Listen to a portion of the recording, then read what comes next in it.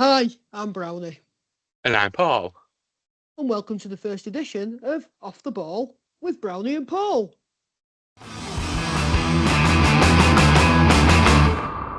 Crowd seems to be getting better these days, but in the recent game between Arsenal and Southampton, there were a couple of Arsenal fans that nearly got in trouble with the law, and to be honest, I'm surprised the police didn't do more about it.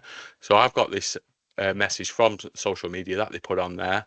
So the Arsenal fan said, "I nearly got arrested at that match." Some replied, "No way, how come?"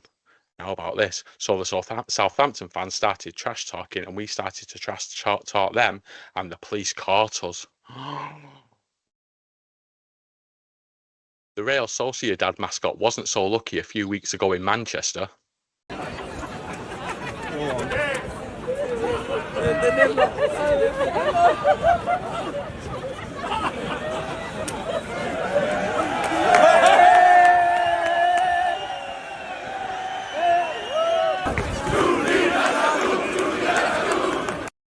But it could have been worse. You could have been Clive Tilsley trying to explain to an American audience who Anton Deck were as he was at the Carabao Cup final. You may not be familiar with Anthony Parkling, but Anton Deck, there's Declan, television royalty in the UK. Prestwich Hayes played Ramsbottom United on Saturday, and here's some interviews and the best of the action. It's Derby Day and there's a relegation fight to be had. It's Prestwich Hayes versus Ramsbottom United. Fortunately myself, I got to the ground about an hour and a half too early, so here I am, all on my own, waiting for kick-off. Everyone was in good spirits, and voice of Hayes Rick Barrett showed why. We love you Prestwich, we do. We love you Prestwich, we do. We love you Prestwich, we do. Oh, Prestwich, we love you. Brownie spoke to Ryan Hutchinson and Alfie Belcher. So a big win last week away at Cole must have really boosted the team. I think it was one of the moments in the season where it's like nothing goes against you. It's kind of very confident season, almost like keeps you there, keeps you alive. I mean, to be fair, the first half, obviously we scored the 3 goals, but to me personally, I actually thought we were better second half because we were going up the hill and defensively it was so tight. Yeah, I think what you're saying is right. I think it was two sides of the game that you see creating chances. I think our manager mentioned it 5-6 minutes in the second half. It was a bit where games were defended. So the end of two sides of the game, I thought it was all round really good. So obviously today we've got a few suspensions, shall we say, which possibly should have happened. It's part of football, that's why you always want. So what it does, it just gives players an opportunity to progress and stay in the team. But no doubt about it, there'll be some big losses. That's right to the team, we'll see changed us, the person who got available to use with it, but I'm still confident in everything right. He feels confident to work with you, so it's not a massive achievement. So 4 days left. How do you think it's going to pan out? I think we're staying, we really do. I think when we come in, you can obviously see the state the club is in terms of points, Williams, Miles, FA, winners, life and stuff. We got ourselves out of it at West Inns. We dropped back in there, we got ourselves back out of it again. So now I think it's about just kicking on.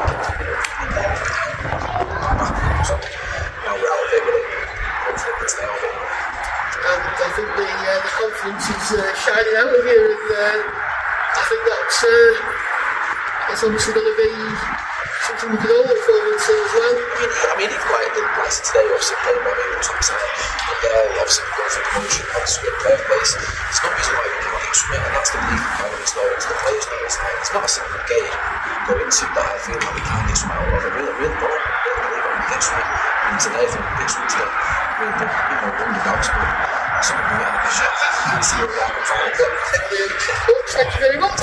And we'll do the players up. Cheers, guys. Right, so great win against Cole last week away. Yep. Obviously up the side of a mountain.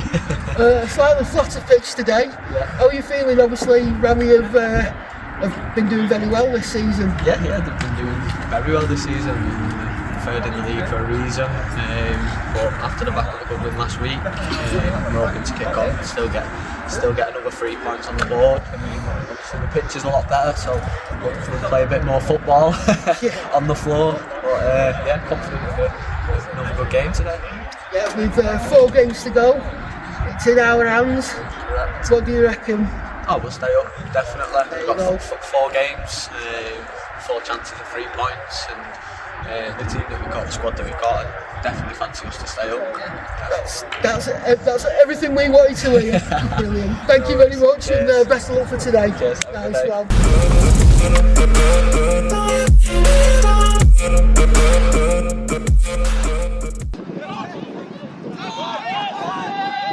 Prestwich couldn't ask for a better start, and the first attack of the game on the 3rd minute mark, and it was Sam Bitsy who had the opportunity across the ball, but it came in off the defender to give Prestwich Hayes the lead. An own goal by Main Welder, the perfect start for the home team. Prestwich did continue to attack, looking for a second goal. It did not look like a team who were 3rd from bottom against 3rd from top, and Alfie Belcher was unlucky when he was brilliantly tackled by Sefton. Just as he was about to put the ball in, hopefully would have put the ball in. In the first half, Ramsbottom were reduced to more long range efforts. This was probably their best chance of the first half, when the shot was sliced, and Prestwich went in at half time still 1-0 to the good. Ramsbottom did come forward more in the second half and were probably the better team. They were still only creating half chances, as that effort was comfortably staying from Harry Allen in the Prestwich goal. The equaliser did come though not long later, and it was their top scorer Thomas Hoyle who got it after being laid off by camera. Hard into the bottom corner, giving Harry Allen absolutely no chance. And it was a shame really for Prestwich at that point, when it looked like they could have hanged on to the victory. And it got worse for Prestwich, because right at the death, when it looked like it was going to be a point each, just seconds remaining on the clock, the Hayes defence came out, but the Ramsbottom attack came forward, dinked it over the keeper, and it was a winning goal by Luke Barlow, and it was a victory for Ramsbottom. Hard take for Prestwich, but delight for Ramsbottom, who solidify their place in the top 3 as they aim for that home advantage in the playoffs. So Hayes go to Barlick next week, trying to get back outside of the relegation zone. And we heard from the voice of Prestwich Hayes, Rick Barrett, who was with Andy. Disappointing result, Rick. Yeah, it's pretty raw, just right about 5 minutes after the final whistle. Game of 2 halves, the old proverbial. We popped a better team in the first half, but they had the better in the second. But I think a draw would have been a fair result today. Yeah, Sure. I think a draw would definitely be a fair result. Obviously, they're looking at promotion, we're staring relegation in the face now. Yeah. So, you know, where does that stand from here? Well, I mean, it's really it's so up and down, isn't it? Because you've got a situation now where if we win next week and Colne lose, then it's back on and we've got the better goal difference on them. But on the other hand, if we lose next week and Colne win, we're 6 points behind and it's more or less all over with 2 games to go.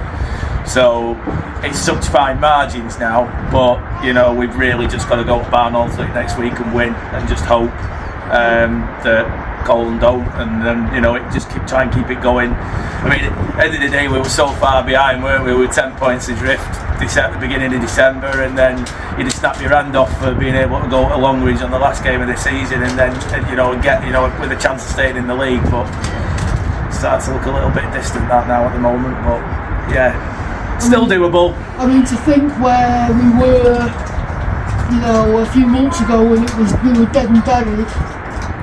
And then we suddenly we're back out of the relegation zone now to suddenly being back in it. Feels really rough now, doesn't it? Well, it does. you know, we've had this opportunity now since Ryan come in, and we've had a fortune turning in results, and especially since sort of like late December. You know, if we'd started the season in December, I think we'd be like 14th or 15th or something now. Yeah. You know, it's strange, but you know, a lot of damage was done in the first half of the season, and we're still recovering from it now. But we're getting back to a position where we are, you know, in a position where we could stay up. Right, let's talk about the next 3 games. And Yeah. right, so with 3 games left, who've we got? We've got Bell Oldswick. Yeah, Van Olswick, home to Earlham, and Longridge Longridge. on Easter Saturday. Yeah. So Do or die.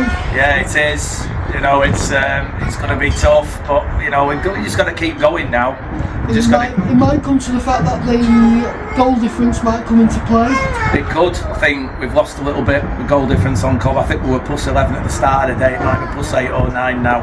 But we've got to keep that, because that could be like a point if we're level on points the last game of the season. You know, it's still time. You know, I think just depends what happens next week. They've got to, you know, I'm not sure who they're playing next week actually.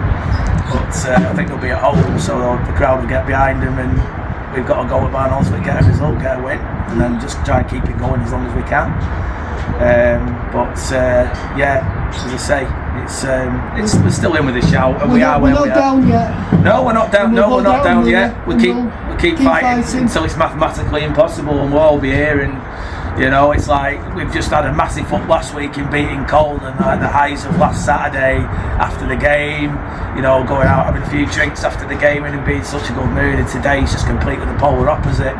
It's just so flat, you know, and yeah, it's like the ups and downs of relegation. You know, But I mean, if we do go down, I think that the plus point might be that if we will be in a better position to start the season next year if Ryan stays, I think we'll be in a better position to start the season, and hopefully things will turn around. But that Division 1 is a difficult league to get out of.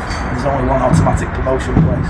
So all we can hope for is keep winning games, and with a little bit of blooming luck. Well, you never know. It's you know, we just got to keep doing what we do.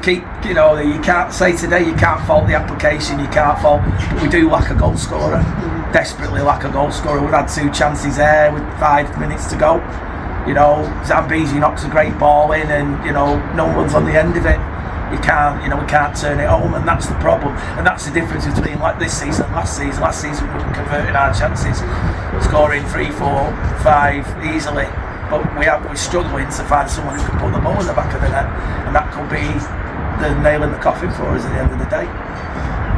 Right, come on, positives. We can do it. We can do it. Yeah, we can do it. We'll beat Barlick next week, and Cole will lose, and then we're back above them on goal difference, and yeah. Well, let's end it on that then. Right, sweet. Rick, great to see you. No worries. See you in a bit. Up the A's. Oh, disappointing result. What else can we say, really? What Rick's already said. How can we add to that? Yeah, it was a bad day.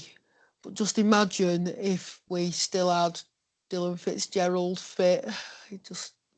I know he's a difference. Like Rick was talking about the fact that the missing piece is having a striker, and for people who don't usually watch Press with Chase, Dylan Fitzgerald is a striker of ours. He got injured back in October, a serious injury away to Pilkington, to the point where the game had to be abandoned.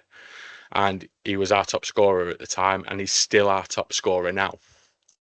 We are the lowest scorers in the division at the moment, and it's obvious why, that we are missing that person who can get into the box and get the goals. A couple of seasons ago, because he had a season at Avril, this is his second spell at the club, he was our top scorer. He scored 22 goals, which is a great return no matter what position you're playing, especially up front. And that's what we're missing. Like Rick was saying, that from January our form would have put us about 14th, 15th in the table. We could maybe not be that high, but I think we'll definitely be where Pilkington and South Liverpool are now, if Dylan had been fit all that time. So at that game where we got injured in the first half, our current manager, if you don't know him, Ryan Hutchinson, you'd heard his interview before. He took over as manager in the following match, but he was at that game in the stands, and I was actually sat a couple of seats in front of him. I'm sure he remembers that I was there. And I remember him saying Dylan Fitzgerald was the player he was most impressed with. And again, for non-Hayes fans who are unfamiliar with the club, in that starting 11 that day, apart from Dylan, no one else is no longer at the club. It's a completely brand new team. Yeah, I mean, we can only look forward now, I think, to the next 3 games, and hopefully we can get something out of it, out of them even. But it's not over yet. Yeah, that's it. Yeah, we Colne winning at Litherland. They won 3-1 to go above us in the table. We'll show you the table in a little bit. Yeah, so it's kind of dejecting at the moment. We kind of wish we maybe did this first show a week earlier when we won 3-1 at Colne and went out of the relegation zone. And we would have been in a much happier mood, so we do apologise for that. But we could have a look at the results across the division on Saturday. So it actually started on the Friday night. The first result there was AFC Liverpool beating Barnsley by 2-0. And the rest of the games were on the Saturday. So Padiham won 2-0 at Abbey Hay. So 2 former Hayes goal scorers for Padiham that day, Lewis Ayres and Rio Wilson Hayes, who we're more familiar with for Hayes fans. Our local rivals Bury got a comfortable 3-0 win at Squires Gate. Burstgoal winning 1-0 at Cheadle Town. Lower Breck with a comfortable 4-0 win on the island against the Isle of Man. We just mentioned Colne's victory at Litherland. Pilkington won 2-0 at Longridge Town. It's a great result for them. Probably all but confirms Pilkington's place in the Premier Division next season. We obviously mentioned the Hayes result. South Liverpool drew 0-0 with Earlham, which makes Earlham's chances of making the playoffs a lot more difficult. A good result for Stockport Town as they defeated FC St Helens 3-1. And West Disbury and Charlton did their playoff hopes no harm with a 1-0 win at Chadderton. So we could just have a look at the league table. So we'll start at the bottom of the table, and as you can see, Prestwich Hayes are now back into the bottom 2. And looking at the points tally, if Squires Gate fail to win this Saturday and Colne are victorious, Squires Gate will be relegated this Saturday. Which is a shame, because I do actually like Squires Gate as well, and the fact that it's rather us or them. Could be both actually, but it would be a shame to actually lose them. And like I say, it looks like Pilkington and South Liverpool are pretty much safe from relegation now. And at the top end of the table, well, it's between Bury and Lower Breck. Bury now on 100 points with 3 games to go, and Lower Breck behind on 97 points. And so both can get to 100? Both can get past 100. Yeah, one's already at 100. Yeah.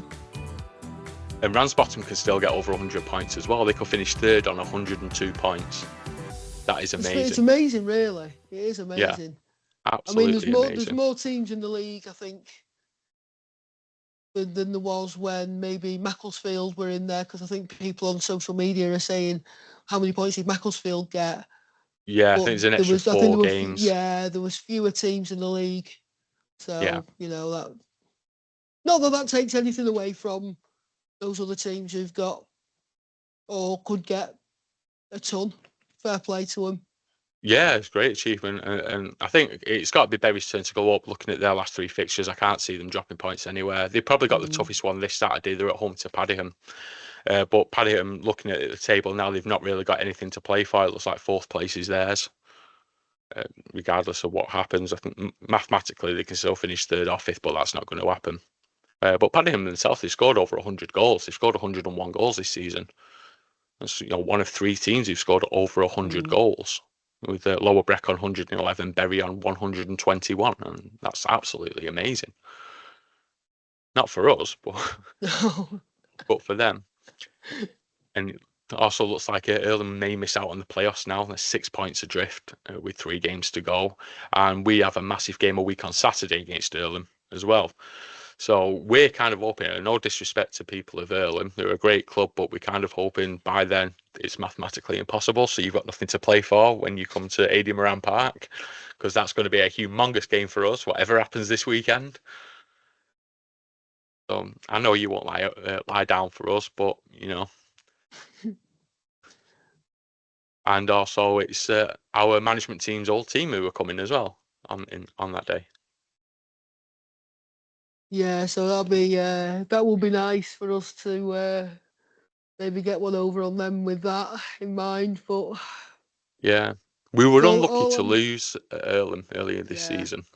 Very unlucky. It's going You to know, be all we hands on had, deck for that one, I think, isn't it? oh, it's going to be massive. Absolutely massive. But all last 3 games are massive. Yeah. Hopefully the last one's still massive. Technically, we could be relegated by then. So I would take going into that game needing something.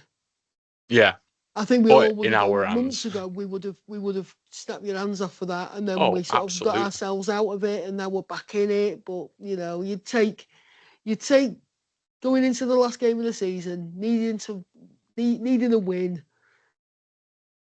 You'd take that. Oh, absolutely. I mean, with people again who are not completely aware of Hayes, on the morning of the 21st of December, we were 13 points from safety. Yeah. And we've been out of the relegation zone. Now it's pendulum swinging. It keeps going every single week. It just seems to go in one way or another.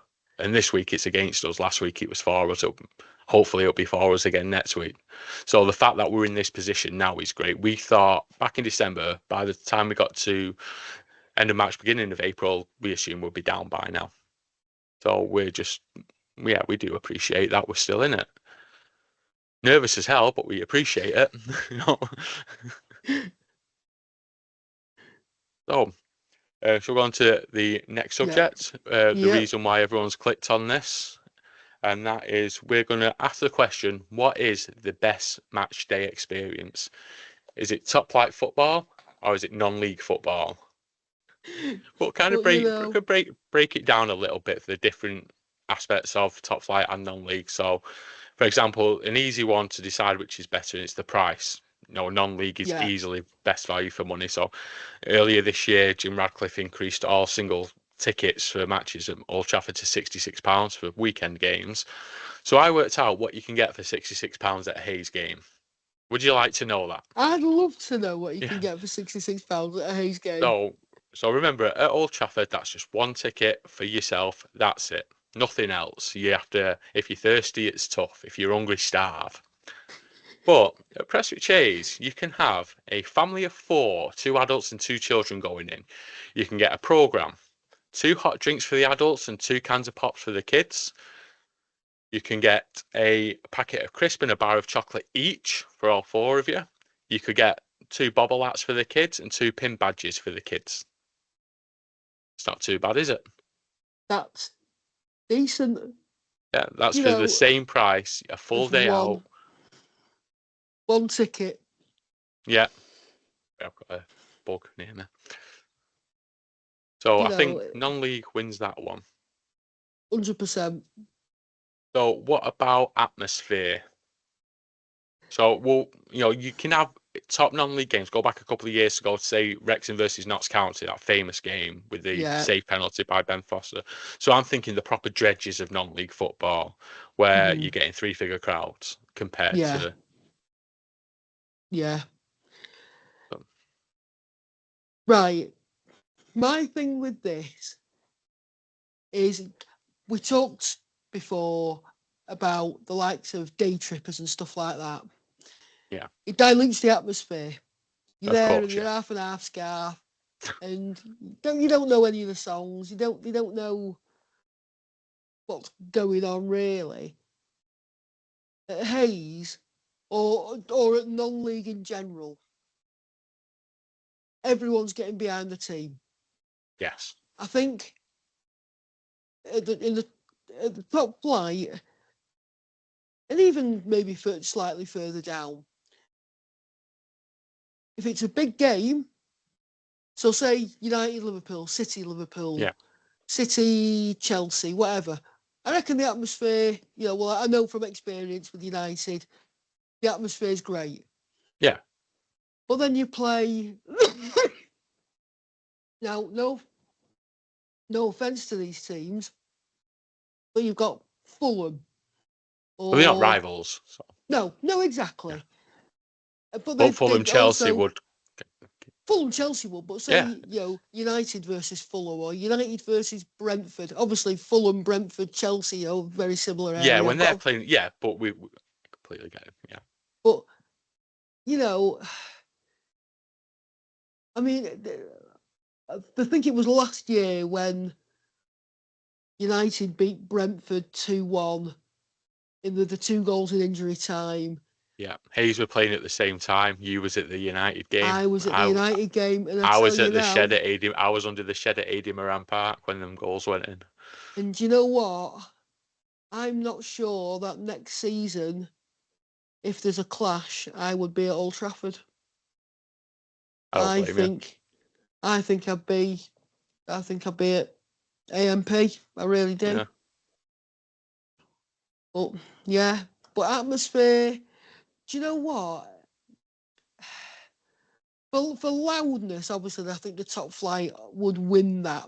But Yeah, I understand. But for atmosphere is more than just singing. It's also the atmosphere of the people around you, the friendliness.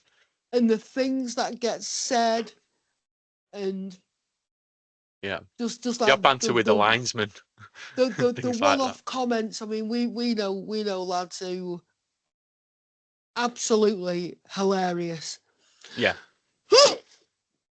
And some of the things that get shouted, and I don't mean in a bad way, but just funny things. And you think you couldn't do that at a Top Flight game because you'd get shouted down. Yeah, yeah. But yeah, like I've said this before. I mean, we're not getting big crowds, and you don't count them. You can name them all. Yeah. And there's something really nice about that. Yeah. That to me is what non-league is about. Yeah, because you know everyone. We originally, both of us, when we first went, we went on our own. We didn't know anyone. Yeah. And that's the same for anyone else who's sort of humming and hawing about non-league football. You can go on your own. There will be friendly faces there, and you might not speak to anyone the first time or the second time, but eventually you will. I went to about 4 or 5 games before I eventually spoke to anyone. Yeah. Even though I'm doing this, I'm actually quite a shy person before I get to know somebody, No, I totally agree. Yeah. So I totally agree. Just recommend it to anyone. If you're thinking about doing non-league football, don't think about it. Just do it. Just do it. Yeah. It's Although the first game you. I went to was kind of out of spite, but that's for another time. Oh, okay. So go on, what's the next one? What's your So another one's kind of an easy one. It's the ability of the players. So that's just got to be Top Flight. If you put a team at the top against a non-league team, the team at the top are going to win 999 times out of 1,000. Of course they are, but the ability may be one thing. But I'm not talking about the effort. I'm not talking about effort and entertainment, just purely on ability. Yeah. If you want to go and watch the players who are down as the very best players in the world, who have that natural ability and trained it to zone it right in, that's where you're going to go. Yeah, absolutely. And straight under that, after standard and ability, I put entertainment value. So entertainment of the football, not if they've got music on or anything like that, the actual entertainment of the football. So personally, I'm actually going to go for non-league football because I just think Top Flight football has got, especially the Premier League, it's all about possession based, the Pep way. Other teams have adopted it. What good came from playing from the back? But your thing is, though, with that, you're actually seeing some non-league teams do that as well. Yeah, you are. And it's why it's the same. If the best case scenario of playing it out of the back is the exact same result you get from just kicking it long at a goal kick. Do you know what? And it makes me laugh because you could put on any Manchester City game and turn it off, and then 10 minutes later go back to it, and City will still be playing the ball sideways in midfield and not have got any further than that. And but to be fair, they might have scored 3 goals in the time that you've been away, but they're still just playing it across midfield. Oh, it's so boring. And I guess it's a result. Yeah, it's a results-based business, and for City for the past 8 or 9 years under Pep, it's been, take this year out of the equation, but it's worked for them.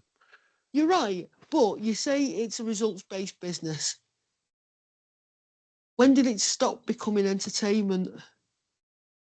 When did it stop? About 2017, Yeah. 2018, you know. After Matt Leicester, Busby said, when Leicester won the Premier League, that was the best. You know, even as our big teams are Man United, even all the titles we've seen Manchester United win, my favourite Premier League season was when Leicester won it. mine's the double, but 94. But yeah. as Matt Busby said, those guys have been at work all week. You go out and entertain them. Yeah. You know, and that's not happening at the top it's flight not anymore. happening. It's not in happening. most cases. And the Premier League has now become what we all got annoyed about international football for, and it's the same now. Yeah. And yeah, maybe like mid like Serie A up to about the mid late 90s.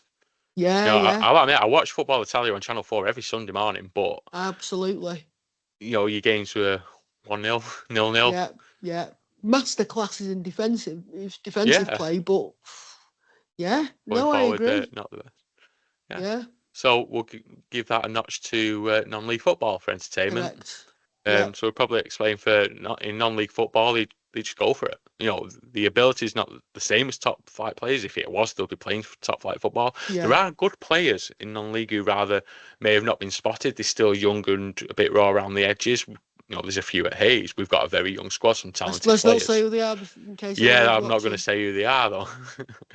Although the highlights would have been watched, people would have watched the highlights. So True. sorry, Ryan. Yeah, Joffrey's going to have to get him down long-term contracts now, so we can get a fee for them all. Yeah. But yeah, I mean, again, won't give a name, but a player that was at Prestwich a couple of years ago, and but sometimes maybe the attitude's not correct, and that becomes an issue as well for some players. And again, it wouldn't be fair for me to name names there. No. But there's probably, you know, at step 5, there's 16 lateral leagues around the country. So there's probably a lot of players in a lot of those leagues who are in the exact same position. They have that ability, but it's putting mind and ability together that they could struggle with. And that's why they're not able to get at a higher level. And that's just the way it is for some people. Yeah. And there might be some players who actually don't have an interest at playing at a higher level. Yeah, no, maybe they just want to play with a local team and the mates. Yeah. I mean, at the end of the day, all the way down to step 6, which is the 10th tier, they're semi-professional leagues. So all those players are still getting paid. Obviously, they're not getting the hundreds of thousands of pounds that your top players are getting, but they're still good enough where someone's saying, I will pay you money if you use your football ability for my team. Yeah, correct. And that no one would ever do that for me. No one would ever do that for you. No, I've actually never seen you play football, but I assume I could open a can of worms with my right foot. And that's if you get it just right. Yeah. Right on the sweet spot. Well, what have we got next? Yeah, next one I've put in brackets superstars, because again I'd give that to top flight because we need to give them a score. Yeah. If you want to see the players who are the superstars, those that are the very best players, that's where you're going to have to go. Yeah. Yeah. No, you're not going to pay you £66. Yeah. Actually, what you won't see him anyway. Then. Yeah. So begrudgingly saying, if you go and watch Liverpool, that's where you'll see at the moment the best players. I mean, league table doesn't lie. Another one which is subjective, VAR. Now, what do you think of VAR? Is that a pro for top flight football, or is it a pro for, well, anywhere outside top flight because VAR isn't there? Right. I have mixed feelings on VAR. I think it takes too long. But I do love, and when there's been a penalty incident, I love it. The referee will go to the monitor and he'll come back and you don't know what's going to happen. And it's the jeopardy. Is he going to give it? And he'll go. And I must admit, during the last World Cup, I know this is going to sound crazy, and my missus she's so lucky to have someone like me stood in the kitchen staring at the microwave and then suddenly given a VAR penalty. She's just so lucky to have me, and I understand that. I know you Definitely, can mate. you all can understand this. But it was during the Women's World Cup, I think it was, and they did a thing where, we're going to explain our decisions, and they didn't at all. What they did Yeah. was handball, penalty, and then made the sign. And I'm thinking, no, you've took all the jeopardy out of that. You know, you haven't explained anything. You've just told us what the decision is. That's not. Like, You're the saying, one good well, thing his arm about was in VAR. a. Go on, go on. I was saying the one good thing about VAR, you've took it away from me. And yeah, exactly. I love the jeopardy of what's he gonna do? Is it a red? You know, and that but that's the one thing I do Yeah. love about VAR, but it does take far too long. It's like VAR is like Paul Pogba. It takes far too long to make the wrong decision. Yeah. Yeah. Yeah, it's the same for me. It's good. It doesn't get everything right, but it does. There has been more right decisions than wrong decisions since it's been No, introduced. I am being facetious about Yeah, that, and of it's. course. Yeah. But in the But early days, it was like that. To be fair, yeah, but I think they're I mean, getting round that now. yeah, eventually. I mean, that's it. I think it just needs reform personally to it. VAR. Yeah. I spoke to you a lot of times that I like how video refereeing in rugby league works. That it's only used when the on-field referee asks for it to be used. Yeah. They So don't get. Do they not get a call to say, no, "Will you have a look at the right?" Yeah, no, fair enough. no. It's Fair because enough. everything it's down to the on-field referee. If he's unsure, he'll go to the video referee. Yeah. I mean, you could have that scenario. You could even say you have, is it Hawkeye? I think they call it in cricket, where it's up to the captains. Cricket, But if they're wrong, then they lose an attempt to do it again. Or I think they get 3 attempts, and if they lose all 3, they can't call another one. Yeah. So that's an idea, because at least then there'll be less of it, especially if the captains of each team can do it. I think it's the same in tennis as well.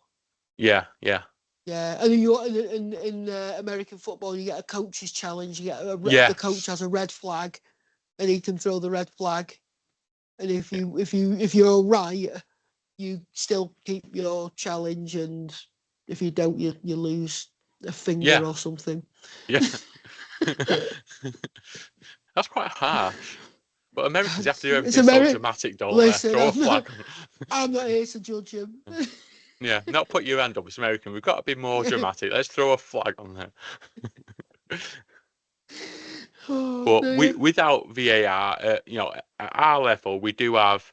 I really don't want to say, bad things about the referees, because they don't intentionally go out to make wrong decisions. At our level, we do. And let's face it, without referees, we have no game. There's no game. Yeah, at our level, we do have a lot of inexperienced referees, because they do have to start somewhere, and we are almost at the bottom of the pyramid. Yeah. So I haven't got a complaint about that. And like you said, who would want to be a referee? These people are actually going to the effort and doing it, and I do respect that. Yeah. And obviously, just in the top flight, not every decision is correct, and it can be frustrating.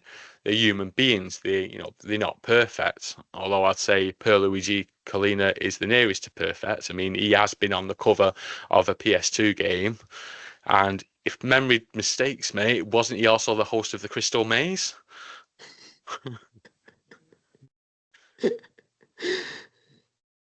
No, was he not? Oh, I thought he was. But, no, must be a false memory.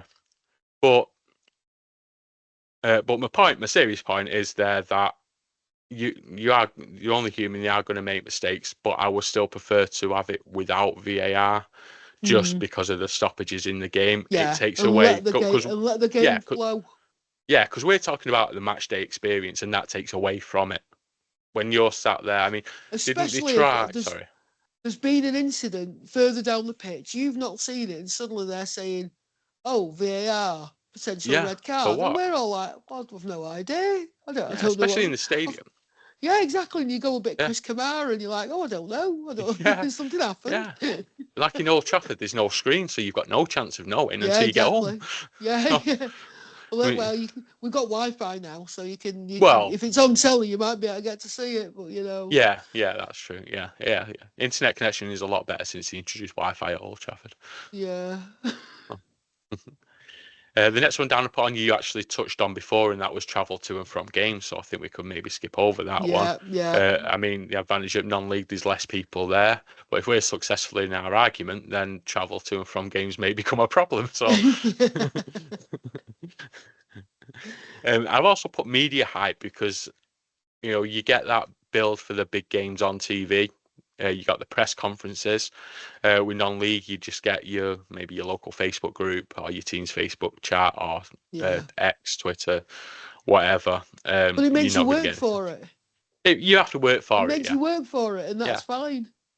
I'm happy with that yeah, because the internet and the social media is just flooded with just rubbish and nonsense and oh, yeah, of people who don't know what they're talking about. I'm not saying that we do know what we're talking about, but how many forums does there need to be about various top flight? It's just it becomes true, diluted.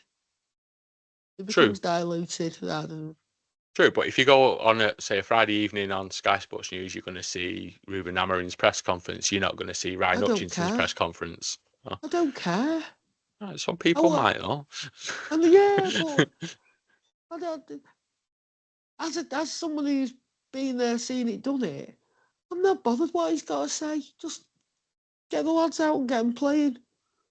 No, All right. press conferences actually don't interest me in the slightest. I can't remember the last time I watched one.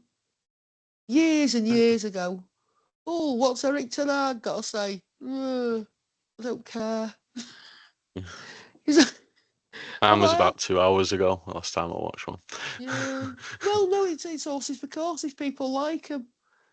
Oh, well, there again, I've gone completely the other way with Yeah, top flight yeah, football completely get it. anyway. And So, to be perfectly honest, I just had Sky Sports News on in the background. and do you know what? I don't even now. I've realised, and it wasn't something I've done knowingly, but I don't even check results anymore. So, like, if Yeah, we're at Hayes and there's been Premier League games, someone will go, "Oh, Bournemouth have won," and I'm like, "Who are they playing?" And I can't even be bothered. Check, I don't Brentford. know. Yeah, Yeah. yeah, No disrespect to Bournemouth or Brentford fans, yeah, but it's just yeah, absolutely. yeah, in But Manchester I because don't there are even. Manchester United fans in Manchester. Yeah, Yeah, just but I don't even check results. I have no interest in. I don't care. Does no, that I think sound that's really fair. bad now? I've just like. No, not at all. I I do mean, believe I've just completely lost interest in top flight football. I don't know why I'm even gonna be renewing my season ticket at United. I might not do yet. That'll show them, won't it? yeah, yeah, they won't resell that 10 seconds later. No, no, no. There's no one coming through who'd want it. So yeah, more fool them. Yeah. So I've wrote being in the ground. So I'm thinking before kickoff, you just Mhm. get in. So if you go into a big stadium, one of your bowl stadiums, I mean, aesthetically they are pleasing to look at. You can't deny. I think you might not agree, but I No. think a Tottenham Hotspur stadium, I think it is quite nice to look at. You obviously disagree. I've heard. Yeah. Well, I've got friends who've been and I've had people say mixed things about it. To me, it's just I don't know, sanitized Yeah. football. I'd rather go to somewhere like Goodison Yeah, I was or going to come on to that, or even Old Trafford, because yeah, absolutely, an old-fashioned stadium rather than these big soulless. yeah, because I was going to say that because at the top there's still these old, and the key word I was going to say is iconic stadiums. There still exists Villa Yeah, Park, another one. Stamford Villa Bridge is Park, another one. beautiful. Yeah, Yeah. yeah, Although I prefer Stamford Bridge when it kind of looked a bit like a bowl, when they had the yeah. standing area, which, And the big sandpit behind the yeah, goal. yeah. Oh, I think proper. didn't they have a little car park in front? There was always seemed to be cars parked in Yeah, front of they the stand, yeah didn't they had those. Oh, I can't remember what they were called. They were disabled cars.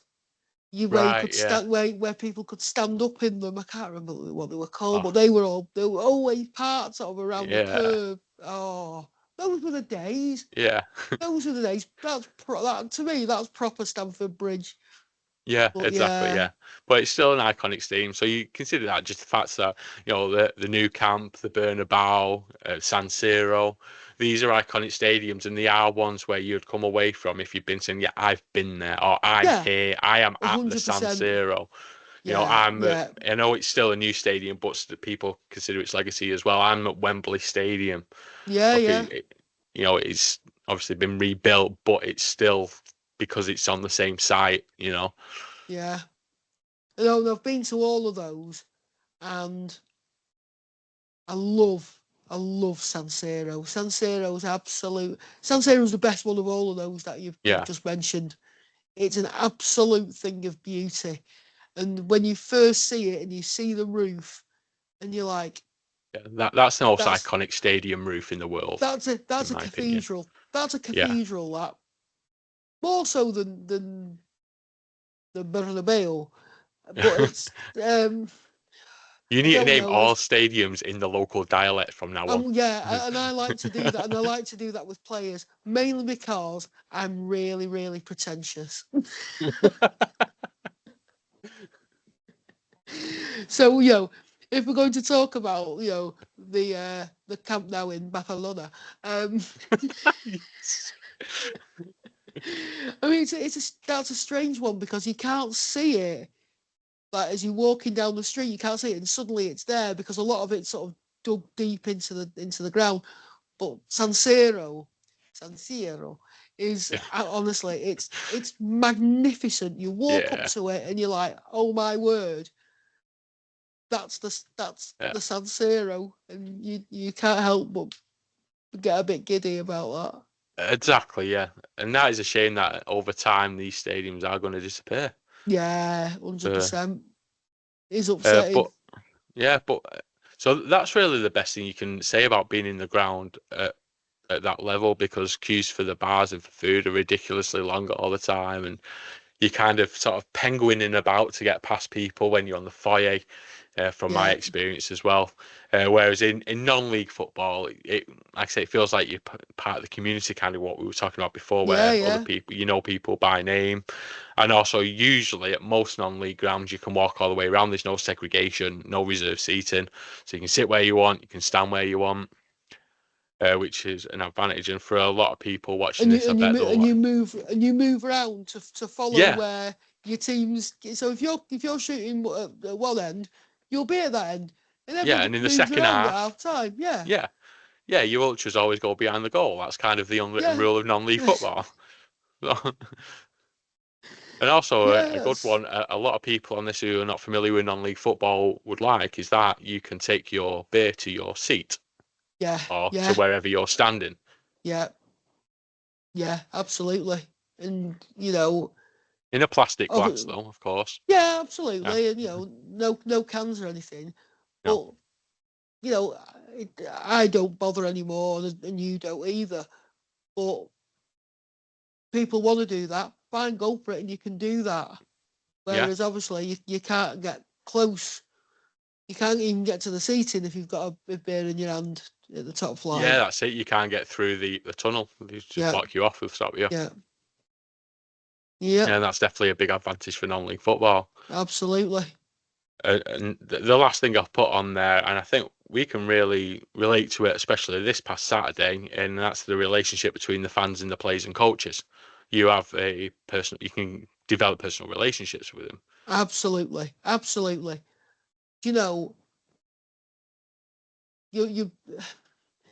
How many times do you see a top flight team win a game and everyone just trudges off, and they don't even no one even looked into the crowd. It's over half hour, you know, and that's it. That's all you're getting. Whereas everyone knows each other. Yeah. From a lot of people by name. Yeah. Do you know what I mean? And you know, I've had a few chats with our assistant manager Chris over the last couple of weeks. He's messaged me. I've messaged him. And do you know what I mean? That's mainly about doing this sort of stuff. But we played Colne the other week, and every one of them came to the crowd and shook hands with everyone. How good was that the other week? Yeah, you've got a couple of hugs as well. That? Yeah, absolutely. Yeah. Do you know what They I mean? reached in for the hugs. Absolutely. You know, yeah. Because it meant just to be something. clear. But yeah, it means so much. It meant something, and because, that's a difference. Yeah. That's a you know. Even though we're at the 9th tier, we still celebrate a goal just as much as a Liverpool fan, a Chelsea fan, or Arsenal fan. It means just as much to us, 100%. a goal for Hayes, yeah, than it does for any one of the top teams. You know, it might not be for other people. They'll never know our result. It might be people watching this who've never heard of Prestwich Hayes before, but it means the world to us. Yeah, and you can tell it means the world to the players and the coach as well, and the manager. Totally agree. Totally agree. So, have you got anything else to add on this subject? I don't know really. It's just I know I'm far more non-league than my future in football, of watching football, is non-league. Yeah, I concur with that. 100%. So based on a match day experience, would you then say a non-league day is better or a top flight day? Non-league, all day long. I agree with that, but we're biased. So, you know, if anyone else is watching who completely disagree, put it in the comments. We will read it. We're biased, but if you do say top flight, you are wrong. You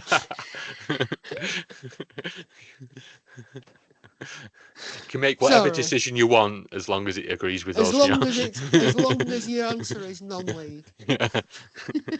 But I would like to hear other people's opinions in the comments about that. As long as they are non-league. As long as, yeah. Also, don't forget to like this video as well, and please share, and also subscribe to the channel, which will really help the club out by subscribing to the channel. Not us personally, we're gaining absolutely nothing from this except pride. This is all about Prestwich Hayes. Yeah, and press the notification button as well, because we will be doing another one of these after the last game of the season, which is in about 3 weeks' time, 3.5 weeks' time, or 2.5 weeks' time, one or the other. End of April, anyway. Yeah. Let's just go with end of April for now. 19th. And I think it's the week after, the 26th, last game. Don't know. I don't know what day it is today, to be honest. I don't know whether it's Pancake Tuesday or Sheffield Wednesday.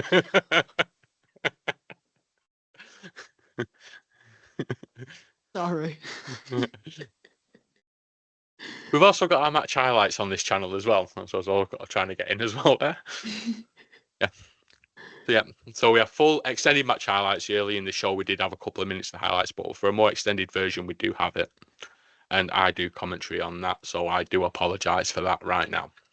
If you do decide to watch, and I'll put a link to the highlights from the Rammy game in the description below as well.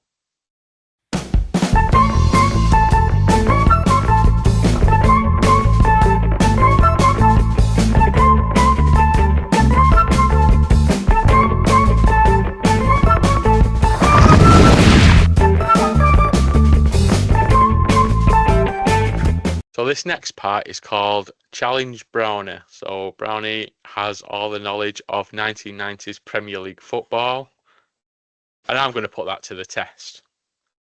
So this is what I'm going to ask you to do. So on Saturday, the 27th of February, 1999, Aston Villa played Coventry City in the Premier League. So Aston Villa manager John Gregory made history that day without even realising it. So what he did that day, he named an all-English starting 11, and that is the last time that has happened in the Premier League. So how Right. many of those starting 11 can you name in 2 minutes? And Right. I will start your 2 minutes now. Right. Matty Oakes, goalkeeper. I'll give you it's Andy Oakes, but I'll give you that. Andy Oakes, not Matty Oakes. Yeah. I know a Matty Oakes. Sorry. But I knew you meant you can have that. Oh, fullback, Alan. Oh, Alan. He's not wrong. Matt Draper. No, he was on the bench that day. He came on. Right, okay. Alan. Not wrong. 260 appearances. He's not wrong. So if he's not wrong, what is it? Oh, Alan Wright. There you go. He's 3 names on there now. Alan Wright. Ian Taylor. Ian Taylor is correct. 233 Aston Villa appearances between 1994 and 2003. Oh, right. Who was it? 99. Yep. Coventry won the game 4-1.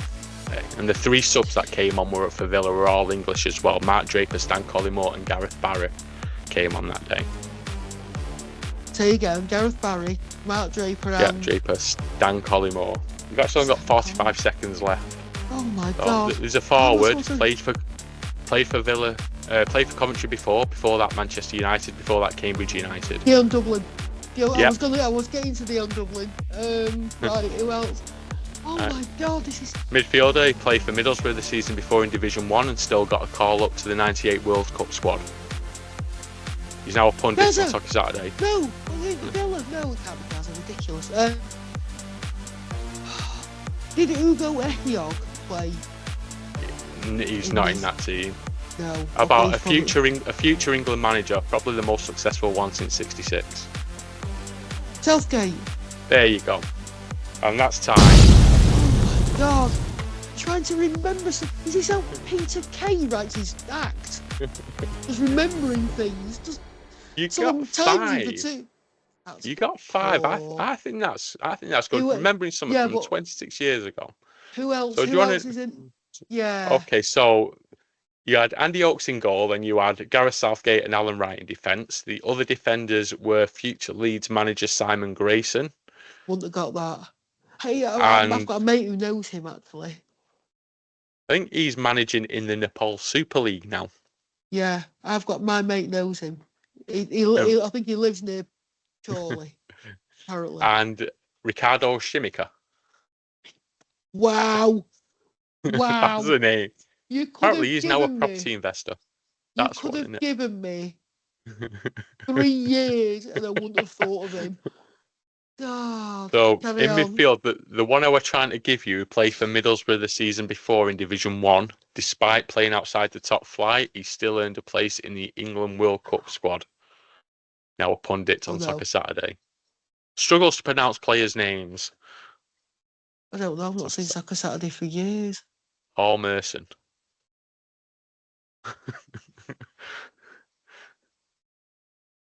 And also in midfield, so better known for his time at Newcastle. After Newcastle, he would go on to play for Everton. He's actually now the manager of Darlington in National League North. That's Steve Watson. Steve Watson. Yeah. And the other midfielder, who at this point he was considered one of the future players for England, actually did really well for Villa, and he just kind of fell off the face of the earth. Lee Henry. Lee Henry, yeah. Yeah. He's also working for Sky Sports now. And up front with Dion Dublin, he played for Leicester before Villa, and he ended up retiring at age 45 after playing for a number of non-league clubs. You'll know it as soon as I say his name. You'll want to smack your head against the wall. I'll give you that. You'll know it. Julian. Joachim. Yes. Julian Joachim. Oh my. Do you know what? I've probably not thought of Julian Joachim for about 25 years. So, Well, my question is, why have you not thought about Julian Joachim? Well, have you? All the time. Julian First thing, when I get up Joachim in the morning, I think about Julian Have a Julian Joachim, and Joachim minute. it wakes me up. Julian Joachim's mum hasn't thought about Julian Joachim for 25 years. Even she's forgotten about him. I don't have a coffee to get myself going I'm for the day. sorry, I just Julian have Joachim. I'm really sorry I've said that. I have terrible things to say about. I'm sure your mum loves you. God bless her. Christ. I'm getting so much trouble. I would love it if Julian Joachim saw this, or someone who's watching this knows Julian Joachim, because if we can get him on this show in the future, that'll be the best thing in the history of everything. And run a thing where people forget about Julian. And I forgot about Joachim. I forgot about Joachim. Oh my word. All right, so I think we're coming to the end of this now, but before we do, let's just have a quick look at Prestwich's next game this Saturday. We're away to Barnoldswick Town. Just waiting for Brownie to stop laughing. All right, It's an important game. I'm okay. Yeah, sorry. So, you have an immediate thoughts about the Barlick game this Saturday? I can't make it. No, I fully understand. You know, you're babysitting your own child. Yes, I don't think it's called babysitting. I think it's just called parenting. But yeah, we're not out of this mess. You know, we can do it. We can do it. It's going to be interesting because we're looking for other results elsewhere. Yeah, as well. we're relying on mulligans now. Yeah. Well, the one good piece of news is that Max Barsley-Rose finished his 3-match suspension. He's now back in contention to play. Correct. And in the last 3 games, while he's been out, we've been having Bryson Appleton has started the last 3 games. Further forward than Max plays at, but that on that side of the pitch. So hopefully, because Bryson's been fantastic. So hopefully, I tell you what, he's been standout player last couple of weeks. Yeah, he's been absolutely brilliant.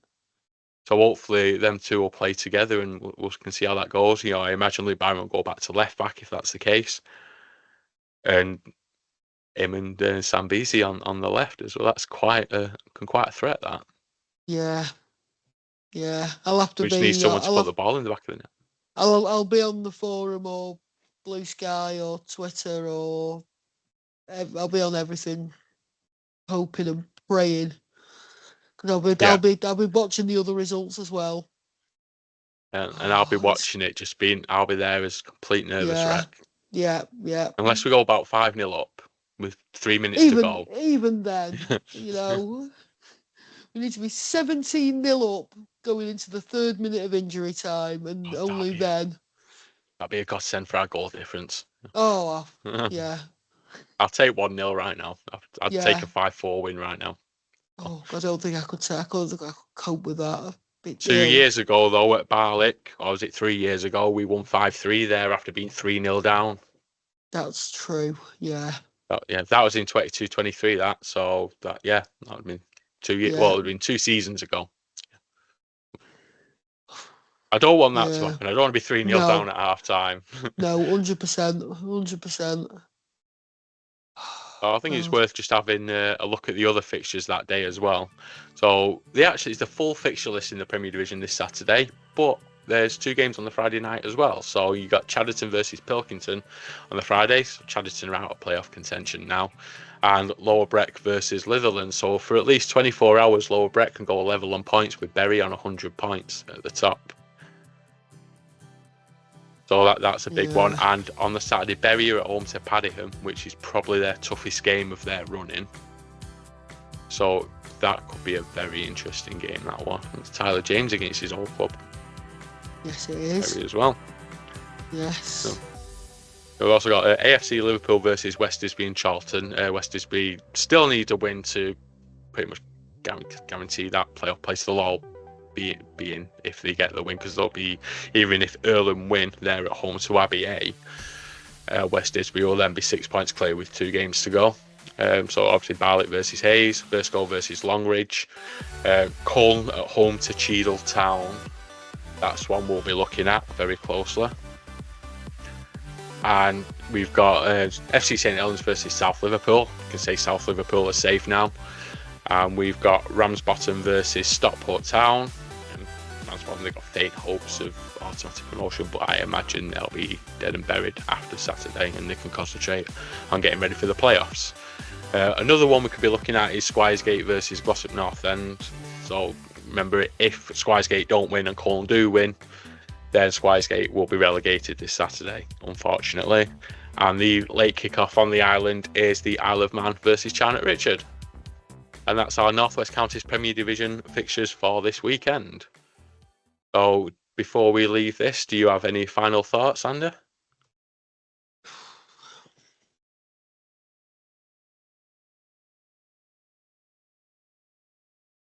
Goodbye. TTFN.